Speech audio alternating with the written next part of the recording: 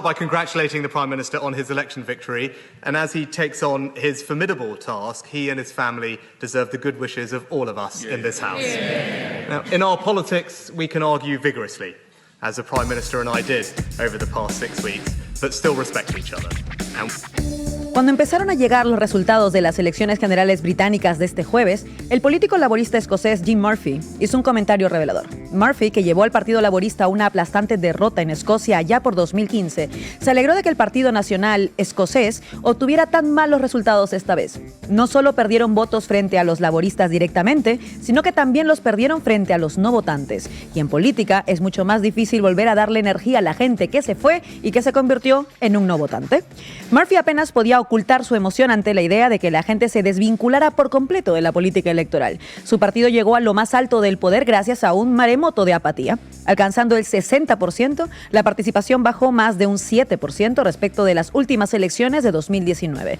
Es una de las cifras más bajas registradas desde que Gran Bretaña adoptó el sufragio universal. El número absoluto de votos emitidos a favor de los laboristas fue inferior al de 2019. Si tenemos en cuenta la caída de la participación, Keir Starmer sumó menos de un 2% a la cuota de votos del partido de 2019.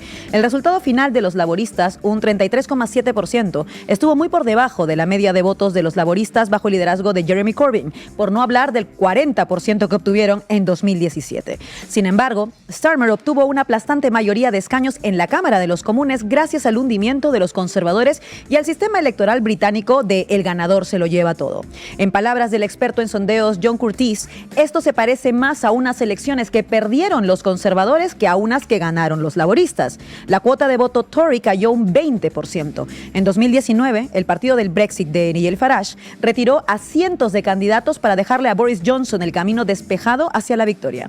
Esta vez, el vehículo de Farage, ahora rebautizado como Reform UK, se propuso dañar a los Tories y se hizo con el 14% de los votos, abriendo una brecha en su base electoral. Desde el primer día, este ha sido el tipo de resultado que esperaban Starmer y su equipo. Nunca quisieron asumir el cargo en medio de una oleada de entusiasmo con un ambicioso programa de reformas para hacer frente a la polifacética crisis social británica. Su objetivo era hacer que los laboristas fueran completamente inofensivos para todos aquellos que se benefician de un modelo económico disfuncional. La obtención de una gran mayoría de escaños tras una campaña poco enérgica y con una tasa de abstención del 40% se acerca a lo ideal desde su perspectiva. Pero desde luego, esa no será la plataforma de lanzamiento de un gobierno reformista. Aunque los conservadores se merecen con creces su momento de humillación tras haber llevado una motosierra a los servicios públicos británicos durante los últimos 14 años, la nueva administración tiene toda la intención de mantener su destructivo legado en el poder. Para quienes desean algo más que un cambio de personal en la cúpula, hubo varios resultados prometedores. Tras haber sido expulsado del Partido Laborista por Starmer, Jeremy Corbyn conservó su escaño en el norte de Londres como independiente.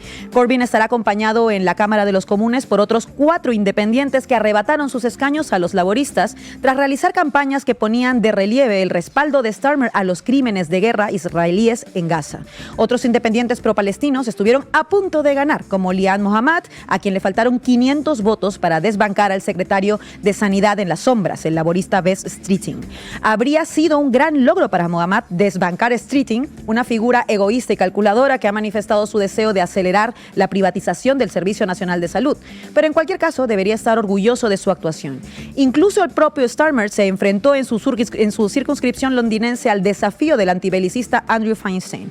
Apareciendo de la nada, Feinstein se hizo con un saludable 19% de los votos, mientras que la cuota de Starmer cayó en picado, aunque no corría peligro de ser desbancado. El Partido Verde, que también se opuso firmemente al ataque a Gaza, obtuvo casi el 7% de los votos y ganó 4 escaños, su mejor resultado hasta la fecha. El voto a los candidatos antibelicistas y verdes sugiere el potencial de un movimiento de izquierdas que combine un programa de reformas internas, tanto sociales como ecológicas, con una política exterior basada en la paz los derechos humanos y la justicia climática. Ya sabíamos por la época de Corbyn como líder laborista que existía un amplio apoyo a estas ideas en la sociedad británica. Ahora sabemos que es posible ganar un punto de apoyo político fuera del marco del Partido Laborista, a pesar del sistema electoral británico y sus barreras de entrada para los grupos más pequeños. Esta es una parte del análisis de Daniel Finn en la revista Jacobin. Hoy, en La Base Comanche, hablamos de las elecciones en Reino Unido y de lo que han dejado del legado 14 años de gobiernos conservadores. Bienvenidos y bienvenidas. La Base Comanche.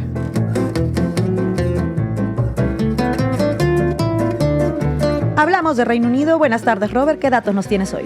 Buenas tardes, compañeras. Pues hoy vamos a hablar de los 14 años de gobierno conservador y qué han llevado a cabo, qué políticas han propuesto y a qué se han enfrentado, sobre todo. Y tú, Sasi, cuéntanos, ¿qué análisis de media nos traes? Buenas, Laura. Pues hoy tenemos un análisis de cómo funcionó el brazo mediático del poder durante esos 14 años, especialmente durante el Brexit. Hoy contaremos además con Carlos Prieto, que es editor de la New Left Review. Arrancamos, Xavi. La base de datos.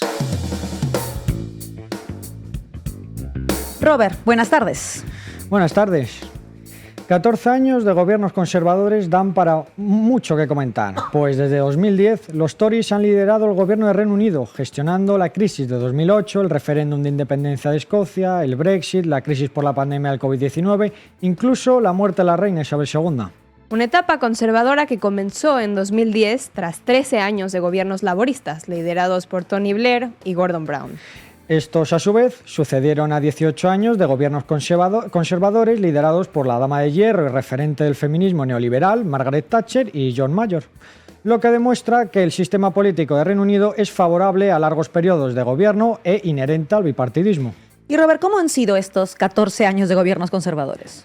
Pues aunque los Tories se han mantenido en el gobierno durante 14 años, no ha sido bajo un liderazgo fuerte y duradero, pues los residentes del número 10 de Downing Street han sido varios, concretamente 5. En primer lugar, David Cameron, el primer ministro que más tiempo duró en el cargo, desde 2010 hasta 2016, sucedido por Theresa May, que gobernó hasta 2019. Tras ella, Boris Johnson se convirtió en primer ministro hasta 2022 y tras él comenzó el gobierno veloz de Liz Truss de menos de 2 meses. Por último, desde octubre de 2022, Rishi Sunak ha sido el inquilino del número 10 de Downing Street hasta su derrota sin paliativos en las elecciones generales de la pasada semana, donde el Partido Laborista consigue la mayoría absoluta, convirtiéndose Keir Starmer en primer ministro de Reino Unido.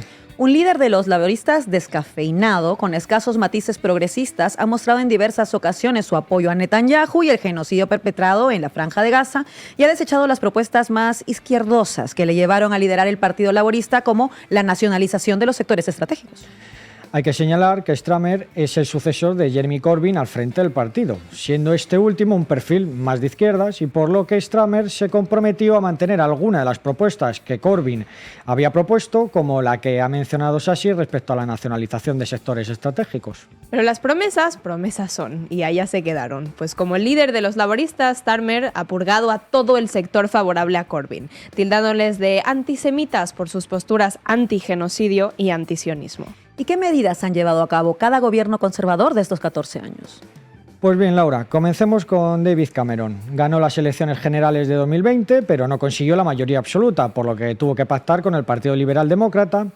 Y tras estos resultados, revalidó el cargo en 2015, pero esta vez sí que consiguió la mayoría absoluta, superando los 326 escaños necesarios. Los gobiernos de Cameron destacan por sus políticas de austeridad, como respuesta a la crisis de 2008, recortando el gasto público en los servicios públicos, como la sanidad, privatizando ciertos sectores del sistema de salud público, el NHS, o la educación y el presupuesto de prestaciones y subsidios sociales que afectaron a los más vulnerables, como a los desempleados. Todo ello para reducir el déficit presupuestario. El gobierno de Cameron también introdujo el llamado Bedroom Tax, una tasa de 17 libras semanales aplicada a las personas que vivían en una vivienda social y que no ocupasen alguna de las habitaciones del domicilio, revictimizando a los más vulnerables, haciéndoles pagar como castigo. Cameron introdujo leyes restrictivas al derecho de huelga, a la sindicalización y redujo la capacidad negociadora de los trabajadores frente a las empresas. Además, introdujo el contrato de 0 horas, precarizando a límites insostenibles a los trabajadores. Cameron hizo frente al referéndum de independencia de Escocia, en el cual salió vencedora la postura defendida por el de no a la independencia. Además, Cameron fue el primer ministro que convocó el referéndum del Brexit con un partido conservador dividido a partes iguales, a favor y en contra de salirse de la Unión Europea. La postura favorable al Brexit, defendida por Cameron al inicio, se basó en 2 grandes temas: la insolidaridad con los demás países de la Unión Europea y la negativa a un apoyo mutuo entre países para paliar los desastres económicos precedidos de la crisis de 2008, y el posicionamiento contrario a la inmigración. Recordad que Cameron, durante sus gobiernos, llevó a cabo políticas restrictivas para la entrada de migrantes al Reino Unido e introdujo límites a la entrada de migrantes y mayores requisitos para la reunificación familiar. Y bueno, ¿qué resistencias tuvo este frente, Robert? Pues bien, Cameron tuvo enfrente a 3 sectores muy concretos de la población: los estudiantes, los sindicatos y la población racializada. Los estudiantes, a finales de 2010, llevaron a cabo distintas protestas por todo el país en protesta por los planes de Cameron de aumentar las tasas universitarias a casi 10.000 libras anuales y de retirar completamente la financiación pública de la enseñanza universitaria de los presupuestos generales del Estado. En la misma línea que los estudiantes, en marzo de 2011, el Congreso de Sindicatos Británicos llevó a cabo una manifestación multitudinaria de 500.000 personas en Londres en protesta por los recortes salvajes de los servicios públicos que estaba llevando a cabo el gobierno conservador liberal liderado por Cameron. Por último, la población racializada también tuvo un papel importante, pues en una redada en el barrio de Tottenham, un barrio obrero con gran parte de la población en exclusión social y racializada, Mark Duggan fue asesinado por parte de la policía, un asesinato que la policía justificó en defensa propia, ya que Duggan portaba una pistola, pero días después The Guardian lo desmintió. A todos estos frentes hay que sumarle el de los papeles de Panamá, pues su padre aparecía como titular de un fondo de inversión offshore en Bahamas y que él mismo admitió haber participado con acciones hasta casualmente 2010, año en el que comienza su andadura como primer ministro. Exacto, el referéndum del Brexit salió adelante y con una participación del 72% ganó la postura favorable a ella con casi un 52%. Pasados 20 días, David Cameron dimitió y Theresa May se convirtió en primera ministra. Su gobierno tuvo que lidiar con el resultado del Brexit y, aunque había llevado a cabo una campaña de perfil bajo en contra de salir de la Unión Europea, tuvo que liderar las negociaciones con la Unión Europea para conseguir las mejores condiciones para salir de esta. En su política migratoria, siguió la misma línea que llevó a cabo como ministra de Interior con Cameron de primer ministro, y siguiendo dificultando la entrega de migrantes irregulares y persiguiendo a los que ya estaban en territorio inglés.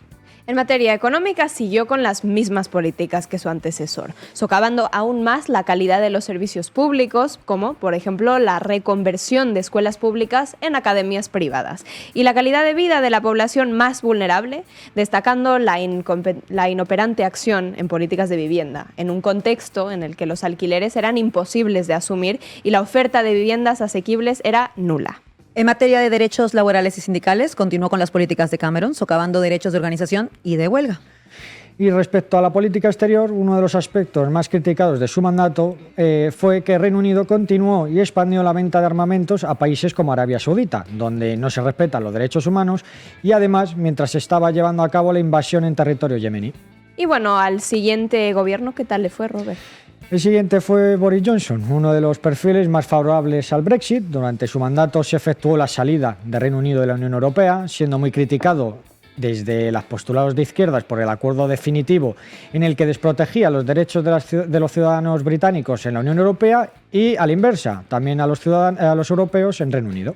A Johnson le tocó gestionar la pandemia por el COVID-19, una gestión, por cierto, desastrosa, tardía, sin medidas de control y sin protección para las personas más vulnerables. Además, su gobierno estuvo envuelto en casos de corrupción debido a los contratos asignados a empresas para equipos de protección sanitaria y materiales de testeo sin experiencia sanitaria cercanas a miembros de su gobierno. Respecto a la política migratoria, Johnson llevó a cabo un sistema de puntos para excluir a ciudadanos de entrar en el país a trabajar. Por ejemplo, con este sistema de puntos, no saber inglés, no estar cualificado o no tener una oferta de trabajo imposibilitaba la asignación de un visado para poder trabajar en el Reino Unido. En línea con Cameron y May, Johnson siguió reprimiendo y socavando los derechos sindicales y también de manifestación. En respuesta a los movimientos Black Lives Matter y Extinction Rebellion, limitó el derecho a la protesta y a la libertad de expresión. Y tras Boris Johnson llega la veloz primera ministra Liz Truss, la inquilina del número 10 de Downing Street, que duró exactamente 44 días. No creo que llegase a completar la mudanza, vamos. Truss se convirtió así en la primera ministra en estar menos tiempo en el cargo de toda la historia del Reino Unido, y no solamente pasó a la historia por ello, sino que a pocos días de comenzar su mandato pasó a la historia por ser la última primera ministra del Reino Unido bajo el reinado de Isabel II, e incluso le dio tiempo a ser la primera tras ese reinado de 70 años. Como es la vida, oye, a unas tantos y a otras tampoco, y la vida les unió. Exacto, pues sí, la vida. Respecto a sus políticas, poco pudo llevar a cabo entre la brevedad de su mandato y la preparación del funeral y coronación real, pero sí le dio tiempo a desestabilizar a la economía inglesa de forma inmediata. Prometió reducción de impuestos a las rentas más altas, como por ejemplo el impuesto sobre la renta del 45% para aquellos que ganan más de 150.000 libras al año, la desregularización completa de la economía, reducción del gasto en servicios públicos, privatización de sectores y servicios públicos, un despropósito que acabó con su gobierno en menos que lo que canta un gallo. Y por último, Rishi Sunak, digno protagonista de lo que Frantz Fanon describía como piel negra, máscara blanca. Además de dar marcha atrás a todas las promesas para frenar el cambio climático, como ha dejado entrever Sassi, el mandato de Sunak destaca por su política racista, contraria a la inmigración, escenificándose a la perfección con el plan que sacó adelante el pasado mes de abril a propuesta del primer ministro para deportar inmigrantes irregulares a Ruanda, e incluso a los migrantes solicitantes de asilo les llevaron a la cárcel flotante de Bibi Stockholm, donde se encuentran migrantes solicitantes de asilo desde agosto del año pasado. Como ha dicho Sassi, piel negra, máscara blanca es lo que define mejor que nada a Sunak. Y en estos casos es donde se observa a la perfección que no es solo racismo, sino también clasismo. Pues bien, esto han sido 14 años de gobiernos conservadores, por eso la victoria pasada laborista es una victoria parcial para la ciudadanía británica más vulnerable, pues muestra un gran rechazo por las políticas neoliberales. Pero Starmer tendrá que comprometerse a revertir todas estas políticas de 14 años. Habrá que ver si lo hace, porque no lo tengo todas conmigo. Pues muchas gracias, compañero. In the last government, the Home Secretary was very keen on controlling immigration. I was very keen on controlling immigration. But sometimes when we got to the Department for Business, we got a rather unwelcome response. We now have a team of ministers in every single department that are dedicated to delivering this agenda. Buenas tardes, Sassi. Buenas, Laura. Vamos, Xavi. Titulares al banquillo. Bueno, pues hablando de eso de la manufactura del consenso, ya no sorprende a nadie que los que están en el poder y los que informan sobre el poder son uno mismo. Eso del oligopolio de los medios en el Reino Unido es de los casos más burdos que existen. Lo que estamos viendo ahora es el mapa de los submundos, o mejor dicho, de las familias mediáticas británicas. En esto, que es más que un mapa, parece un árbol genealógico, vemos como todos los grandes medios de comunicación en el Reino Unido, desde The Sun hasta The Times o The Daily Telegraph, 3 de los que vamos a escuchar mucho hoy, pertenecen a tan solo 3 familias: la familia Murdoch, Rothermere y Barclay. Bueno, ya que estamos, cuéntanos un poco sobre ese imperio mediático a 3 partes. Bueno, a ver, les cuento una breve historia. El más antiguo emporio de estos 3 es el de los Rothermere, que ya desde el siglo XIX empezaron a hacerse de gran parte de los periódicos que vieron en la imagen, principalmente The Daily Mail. Hasta la fecha, uno de los periódicos que marcan la línea mediática del país. Ya lo irán ubicando cuando lleguemos al día de hoy. Pero resulta que además estos Rothermere son personajes estrella del aristofascismo. Esos aristócratas que se dedicaron desde el jardín supuestamente democrático europeo a apoyar y festejar al fascismo. En este caso, desde los medios de comunicación. Desde aplausos a Mussolini, a la Alemania nazi y también a los fascistas dentro del mismo Reino Unido, como los Black Shirts, algo que no les sorprenderá a ningún republicano, que la historia del fascismo está íntimamente ligada a la realeza y a la aristocracia. Y si estos tienen medios de comunicación, pues todavía mejor. La segunda familia son los Barclay, otros varones de la prensa, famosos dueños de The Daily Telegraph, entre muchos otros diarios, alguna vez entre las familias más ricas del Reino Unido y que construyeron su emporio con un pacto secreto por el que evadieron pagar impuestos hasta que explota la trama de su evasión. Y bueno, entre historias de monopolios, nazis y evasión fiscal, llegamos a la familia Murdoch. Rupert Murdoch, el magnate australiano, propietario de News Corp y Fox Corp, el llamado dueño de la noticia, creador de los famosos tabloides, que bajo la apariencia de un medio banal de chismes apolíticos, dirigido principalmente a la clase trabajadora, operan como un brazo fundamental para esparcir un sentido común político.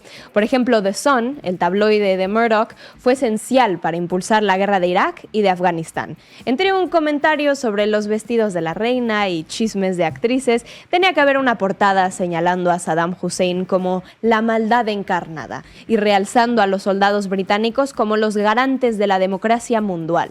Nuestros chicos, les llamaban. Pero Murdoch también está detrás de Fox News, el bastión mediático de la derecha neoliberal por excelencia, además de 170 periódicos más en todo el mundo. Algunos supuestamente progresistas, como The New York Post, es además uno de los precursores del esquema de emporio mediático en el que bajo los tabloides, los medios serios, unos abiertamente de derechas y otros en apariencia progresistas, manejan las cuerdas del brazo mediático del poder, derribando a cualquier personaje o idea de izquierdas. Vamos, el esquema del grupo Prisa que conocemos también en España y América Latina, con su rama tabloide, sus medios de derechas como El País o Le Monde y sus medios de máscara progresista, el HuffPost o la cadena SER, pero todos con el mismo propósito y la misma línea editorial: proteger a sus magnates, al régimen de guerra y a la hegemonía de la derecha neoliberal con estrategias de acoso y derribo contra la izquierda. Así es. Como tener dos marionetas en cada mano y jugar a que se pelean, pero al final tú controlas ambas. Y además, como medios de entretenimiento supuestamente apolíticos como 20th Century Fox, la plataforma de streaming Hulu o el espectáculo American Idol. Podemos decir que el padre espiritual del "es muy burdo pero vamos con ello" sería Rupert Murdoch, que volviendo al Reino Unido, él y su corporación entran de la mano de la dama de hierro, Margaret Thatcher, con la que, como su relación con otros líderes ultra neoliberales, funcionaron bajo una relación simbiótica. Thatcher, bajo un trato secreto, le abre las puertas al llamado emperador del cuarto poder, Murdoch, al monopolio de los medios británicos, por su apoyo incondicional.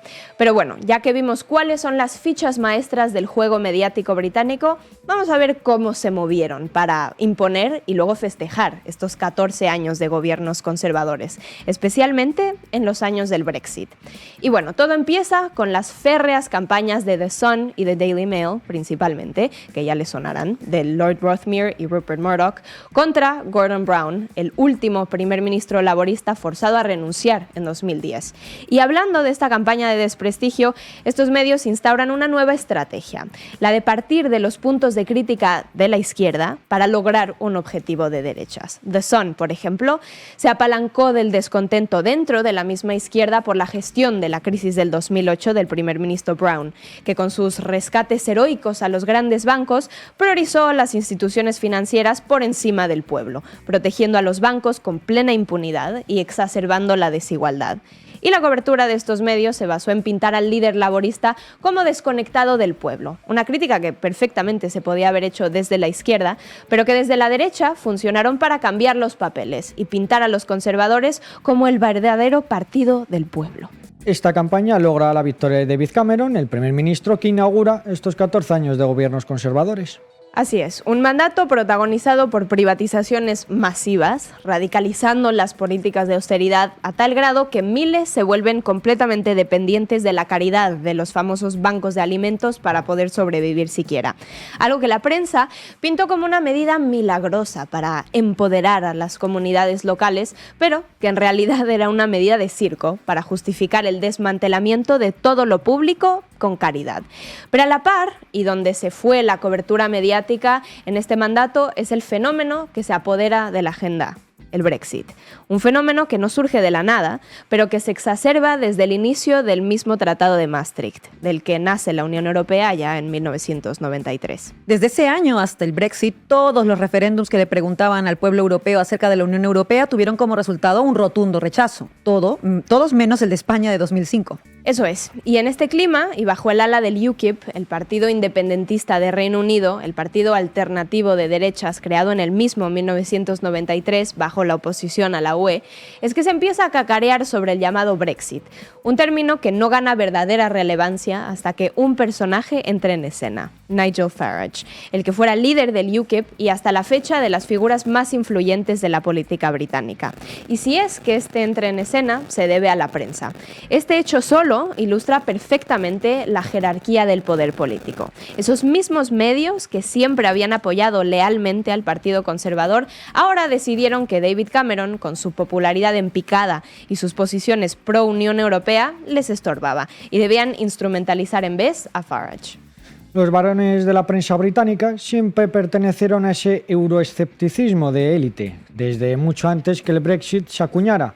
Formaron esa ideología bajo el excepcionalismo británico, las ideas de soberanía, de rebeldía contra la burocracia, pero sobre todo para escapar de las regulaciones de la Unión Europea contra los intereses empresariales. Así es, pero es hasta que llegó Farage que vieron en él la figura perfecta para capitalizar la estrategia político-mediática de la figura anti-establecimiento. Vamos, en lo que se basa la extrema derecha actual, que además busca robarle el terreno del pueblo a la izquierda. Ahí van unos titulares. The Sun, de 2016. Nigel Farage, el hombre del pueblo que derribó a Bruselas. The Express. Nigel Farage, la voz de los británicos ordinarios. O The Daily Mail. Nigel Farage, el hombre que se atrevió a desafiar al establecimiento. Y otro de The Sun, porque ¿por qué no? Farage, el campeón del pueblo que peleó por la libertad británica. Un día, en vez de bustos de Lenin, se tendrán bustos de Farage. Escuchen lo que digo. Y te los venderá The Daily Mail con mucho gusto. Pero bueno, es a través de esta figura de libertador que se exponía el principal argumento al favor del Brexit, el que debía penetrar en el imaginario colectivo, el miedo y rechazo a los inmigrantes. The Express, va un titular.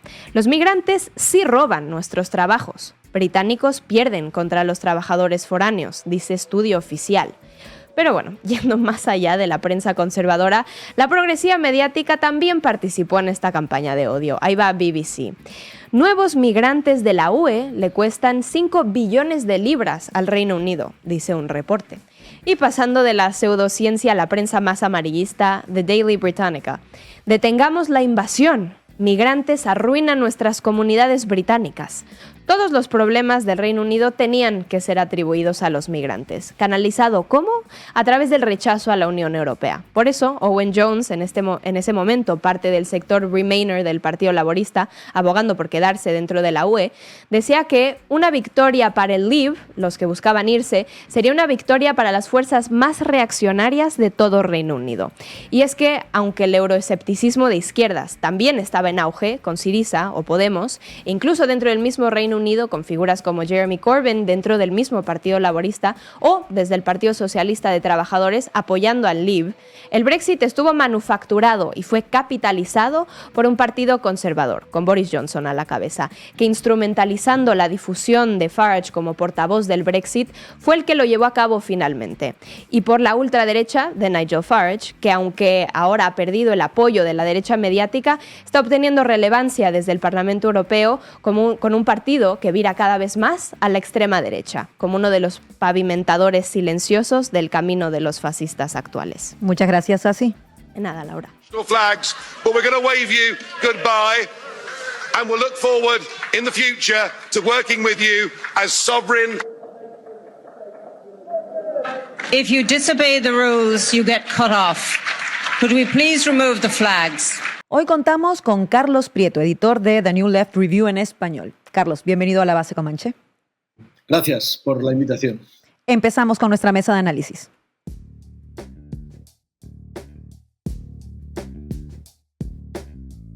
Estamos con Carlos Prieto, como os decía, y hemos hecho un repaso de lo que han sido estos 14 años de gobiernos conservadores en Reino Unido. Pero yo te preguntaría un poco por el hoy, para empezar, Carlos. Si tuvieras que delimitar, digamos, las principales claves de la derrota de los Tories, ¿cuáles serían? Es el agotamiento de un ciclo político que ha combinado una improvisación en la orientación de la política europea de Reino Unido tremenda, unas políticas de ajuste fiscal absolutamente punitivas para las clases populares que verdaderamente comprueban que no hay posibilidad alguna de romper ese deterioro, digamos, de los derechos. Articuló en torno al eslogan de retomar el control y que realmente el pueblo británico fuera el que está de nuevo en los mandos, y realmente lo que ha pasado desde el referéndum ha sido lo contrario, lo cual se acumula a una situación de deterioro que ya venía de atrás. Es realmente la desesperación del pueblo británico y de las clases populares ante unas opciones cada vez más tasadas y cada vez más indistinguibles.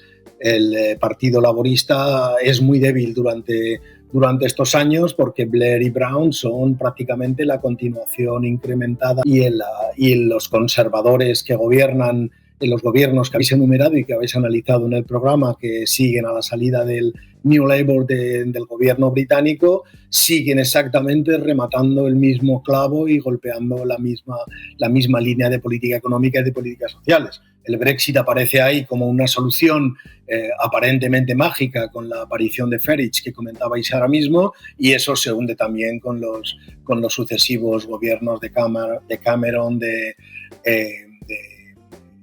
Boris Johnson, de Truss y ahora de Sunak. Entonces realmente hay hundimiento de las opciones políticas verdaderas que realmente llevan al Partido Conservador pues a la situación que le permite a Starmer y al Partido Laborista actual encaramarse al poder sin realmente tener que ofrecer un programa coherente, fuerte, transformador, porque realmente el panorama político se degrada entre soluciones muy, muy intercambiables durante estos últimos no 15, sino 25 años.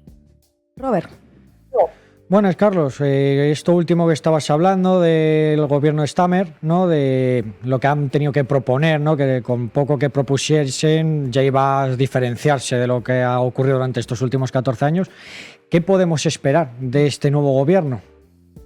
Este gobierno va a ser una continuidad calcada de las políticas neoliberales que se están aplicando con todo rigor en las últimas 2-3 décadas en el Reino Unido y por el resto en el continente europeo bajo la férula de la Unión Europea.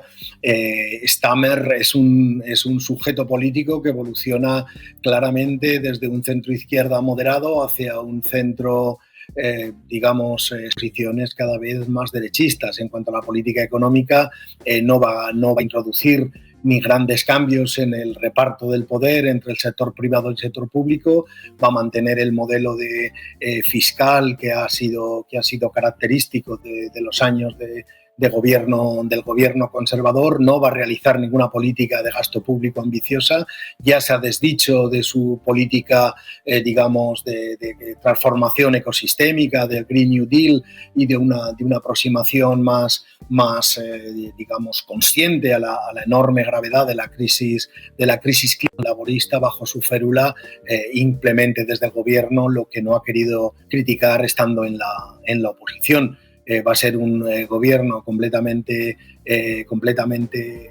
continuista que va a introducir medidas homeopáticas de cambio que no van a tener ningún impacto en el equilibrio de fuerzas de clase, por así decir, sistémicamente hablando, en la economía política británica. Por otra parte, Starmer va a estar absolutamente condicionado por la política exterior británica, que es una política exterior en estos momentos históricamente catastrófico de la política exterior americana, y se está viendo con sus posturas y con la postura del Partido Laborista respecto a la guerra de Ucrania, su activismo bélico desaforado, se está viendo en la crisis de Oriente Próximo y se está constatando de manera fehaciente en la nula crítica y en la nula visión de él, a la hora de describir y de conceptualizar las dimensiones de la crisis internacional y de la crisis sistémica del capitalismo en la que estamos inmersos. Cualquier persona de la izquierda que ligue su suerte a Starmer, francamente creo que tiene un futuro absolutamente volador en las políticas, sistémicas de la economía política británica, y el Partido Laborista será más gris que Macron o que el Partido Socialdemócrata alemán de Scholz. Sasi. Buenas, Carlos. Yo te quería preguntar, analizando un poco durante el programa, vimos sobre todo cómo cubrió la prensa los años del Brexit, pero también me gustaría preguntarte en clave actual y durante los días de campaña, ¿cómo es que vira esta prensa normalmente conservadora a ahora apoyar un poco a Starmer y cambiar un poco de bando? ¿Con qué fines y cómo es que se mueve esa prensa conservadora británica en este momento? Pero Starmer es el nuevo extremo centro británico. Starmer, ante el hundimiento del Partido Conservador, se convierte en el nuevo polo agregador, tanto políticamente como desde el punto de vista institucional, de este extremo centro que arruina y esquilma tanto el continente como el mundo político anglosajón, que simplemente necesitan declinaciones políticas relativamente intercambiables para aplicar las mismas políticas con la misma ferocidad y con la misma aprender qué está pasando realmente en las economías europeas, en la economía capitalista, en la economía global.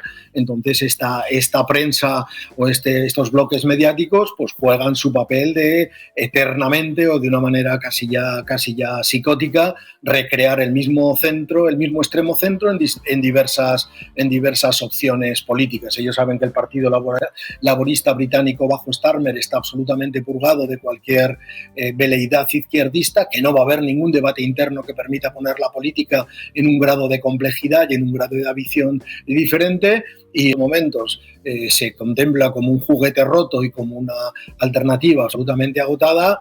El bloque mediático sistémico, prosistémico de la dicho en términos más banales, de la derecha británica que comentabais, apoya esta opción de Starmer, que saben que es una opción política absolutamente esterilizada, que no va a plantear ningún tipo de cambio, que no va a iniciar ningún proceso interno en el partido, ni lo va a lanzar, por supuesto, a la sociedad británica para intentar comprender y gestionar políticamente e institucionalmente de otra forma los problemas que la aquejan, y a partir de ahí pues se convierte en un totalmente clásico. No hace falta, es decir, en ese sentido, mutatis mutandis es absolutamente idéntico a cómo la prensa española, todo el bloque progresista, si es que se puede usar esa denominación, han reaccionado ante el triunfo del nuevo Frente Popular en Francia.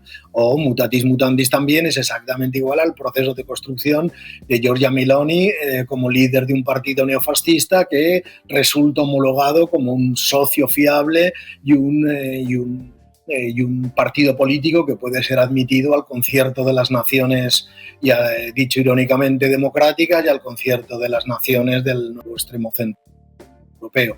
Sí, realmente los bloques mediáticos actuales, con independencia de su adscripción nacional, optan por bendecir y por construir de manera favorable, y se está viendo aquí también con la prensa digamos, del bloque progresista mediático español, en el caso del propio Starmer. Si estos bloques mediáticos prosistémicos optan por construir de manera amable la figura de una fuerza política, de un sujeto político, de un secretario general, es porque estos sujetos, todos sin excepción y sin ningún tipo de dudas, son artesanos esforzados y trabajadores responsables, uno atlantista del extremo centro pro-sistémico, del extremo centro que no quiere reconocer la crisis brutal del ciclo sistémico de acumulación capitalista y de las clases dominantes y de las relaciones de poder que lo sustentan.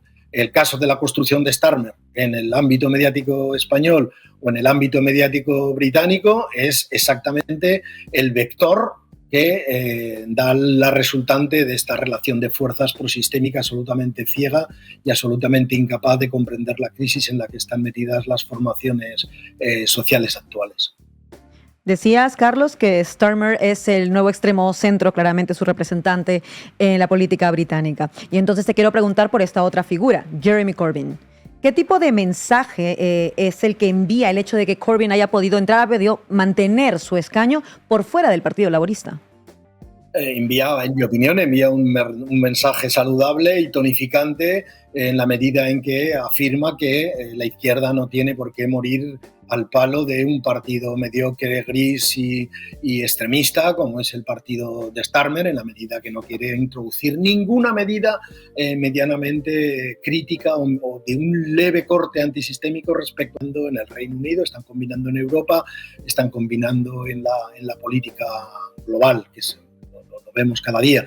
Jeremy Corbyn dice eso con fuerza cuando se presenta y cuando afirma su presencia en el Parlamento británico, pero al mismo tiempo Jeremy Corbyn no tuvo la fuerza y no tuvo la capacidad de crear o de intentar crear, siendo un secretario general del Partido Laborista, asediado y muy castigado tanto por los medios como por la derecha del propio Partido Laborista, no tuvo la fuerza para crear una fuerza que pudiera competir con el Partido Laborista, que es un partido que lleva décadas decepcionando cualquier tipo de credencial de izquierdas que pudiera alabar su ya realmente destruida imagen y su destruida capacidad de gestionar unas políticas distintas.